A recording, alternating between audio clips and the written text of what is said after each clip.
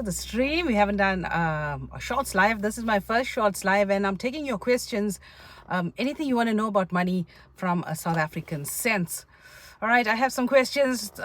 People from TikTok have been sending me some questions. Instagram, they have some questions for me, and I'm going to read that out to you. Got some answers. If you have any questions, please just type it up in the comments. I'll read them out, and then we can take a look and try and give you the best answers I possibly can. Just know that the content of this video is not financial advice. In fact, any bit of content of mine that you come across online is never financial advice. It's financial education. Financial advice is when you sit with an advisor. The advisor does an assessment to understand you, your goals, your priorities, what's important to you. He will then, or she will then, go back and plan and give you feedback according to your unique situation, your unique circumstance. All right, that's financial advice. This is me answering questions. Basically, how you should use these answers is to take them, do some research, speak to your advisor about it, and ask for clarification if you see anything or hear anything of mine online. All right, so the first question I have is, I have no debt, I'm ready to retire, should I take my 1/3? All right, I would take my 1/3. Having no debt and going into retirement with no debt is the place to be. And if you're younger watching this video, this is what you should be working towards, a retirement, going into the retirement phase of your life with zero debt. In this particular case, if you have no debt and if you have made no previous withdrawals from your pension, I would recommend taking that 550 tax-free, because remember, your lump sum will be taxed according to the retirement tax tables.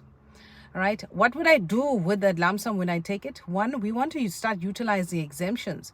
If you're over 65 years old, you have an interest exemption of 34,800 Rand.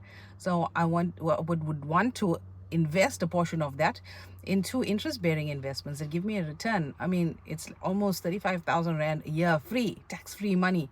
So if I needed 200,000 Rand a year, I mean, I only have to start looking for 160 that I would need to withdraw from my retirement money.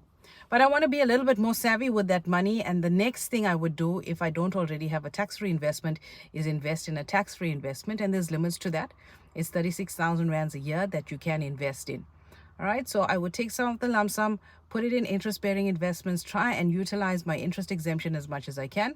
I would then use a tax-free investment, top up my 36, and use that money going forward to top up 36 every year, because now I can be in interest-bearing investments and get guaranteed money tax-free.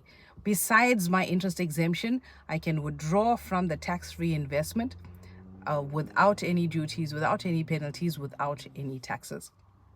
All right, the next thing I would do is I'd look at guaranteed annuities. Guaranteed annuities are quite nice, mainly because you essentially telling the company, or the company is telling you, invest your money with us. This is how much we will give you.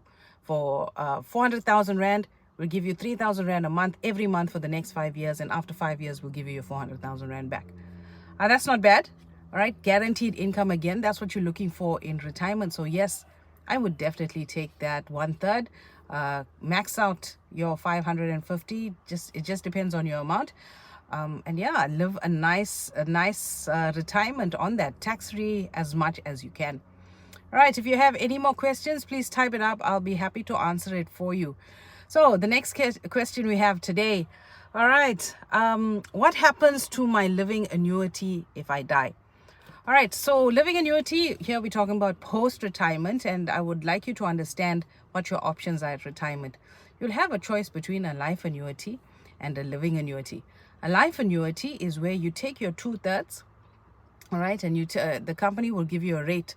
You have 2 million in your 2/3, and for this million or 2 million, the company will say, okay, we'll give you 15,000 Rand a month every month until you pass away. All right, when you pass away, the money is no longer yours. There's no beneficiaries to be left or anything like that. So if you pass away in 2 years' time, that means that 2 million is gone. If you pass away in 20 years' time, obviously you've got more to gain, because now you've withdrawn far more than 2 million Rands. All right, you also have the option of increasing every year at inflation. So lots of nice options there. It's not a bad thing to be in a life annuity. You'll find a lot of people that don't have money saved up, a lot of money saved up to maintain their standard of living during retirement, opting for this because it's guaranteed income. The next option you have is the living annuity, and you can have a combination of a life and a living annuity. All right. So with the living annuity, you're basically telling the investment company, okay, let's invest in the market. There's no restrictions as to what you can invest in. You can invest anywhere, but the only restriction is how much you can withdraw. You can withdraw anywhere from 2.5% of that lump sum up to a maximum of 17.5%. Obviously, the more you withdraw, the less you would have in there. There's less capital that will be able to grow for you tax-free. So if you're on the lower end of withdrawal, there's a potential for that money lasting you a lot longer. All right, you can make a withdrawal once a year, once a quarter, every month, and you'll set that up every year. And if you had to die with the living annuity in place, the money will go to your beneficiaries. They can either take a lump sum where they will be taxed on the retirement tax table, or they can continue with that annuity, and that income that they get every month will be taxed according to their personal tax rate. All right, so if you're in a life annuity, there's no beneficiaries. If you are in a living annuity, there are beneficiaries to your money. All right, I have a question here.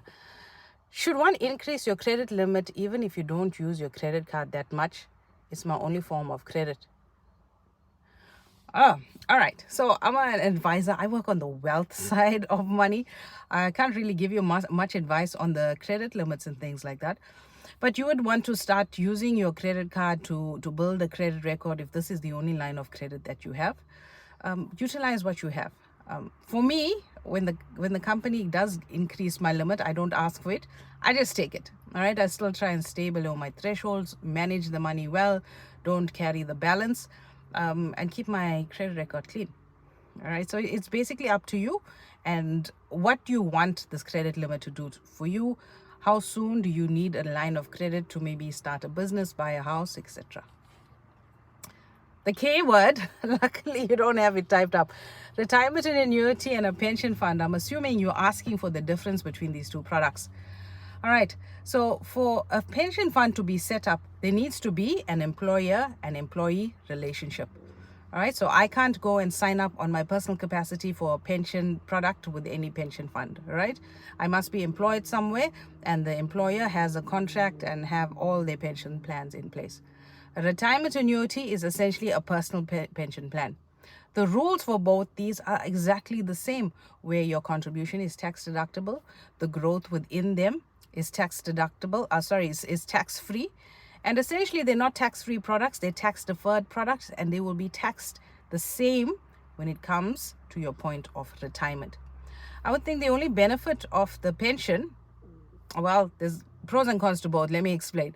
So the pension, when you leave work, you have the ability to transfer that pension with you to your new job. Okay. The downside on that is you have to go into your new company's pension fund, and you might not have a choice. Maybe they only have one fund. You have the option to transfer it to your personal retirement annuity. Okay, and you have the option to preserve. Preserving is always the best option because one, you get to pick the funds that you're in. You are able to max out your offshore allocation. And with preservers, pension and provident preservers, you have the ability to make a full or partial withdrawal once prior to retirement. So that preserver is a very, very powerful thing. But what happens, the taxation rules on both these products are the same. All right. So those are the questions. If you have any more questions, pick them up while I go through my list. Okay, which is the best tax-free investment? I'm currently with the bank. All right, tax-free investments, they're really nice. Multiple providers for tax-free investment solutions in the country. The banks are nice. The banks are safe. If you don't like risk, the bank is great. Me personally, I like high risk, mainly because there's various regulations on your retirement money. And I like to tell my clients, you know what, use your tax-free investment like an RA, meaning you must have the discipline to put in money there, the consistency to do it every month, and the discipline not to touch the money until retirement. And what you can do within a retirement, within a tax-free investment, is to invest in offshore trackers, which is quite nice, and you can get offshore growth where you're limited on your retirement side. So when it comes to tax-free investments, I definitely recommend working with the asset managers as opposed to the banks. But if you don't like risk, stay with the banks. All right, so those are my questions today. If you have any more questions, put it in the comments, and I will try and answer it next time we do a live. We'll try and do another one in the meantime. But if you want to catch more of my content, subscribe to my YouTube channel. It's Financially Fabulous Females. In that channel, we look at money and wealth building and generational wealth from a South African perspective, trying to understand the South African financial system, the legal system, the taxation system, and how we can use all of that for our benefit to build wealth, manage our money, and basically live abundantly. Right? If you like what you heard, if you thought the ideas were interesting, and if you would like for me to work with you in your wealth building journey, I'm a fit and proper financial advisor. Go to my website, www.solomonwealth.co.za. Click the Get Started button and book a complimentary appointment with me, one-on-one. Hi, Komatsu. I'm glad you are learning, glad you're finding value. And keep watching. We'll try and give you as much information as we can. You guys have an awesome weekend, and look out for tomorrow's long-form video.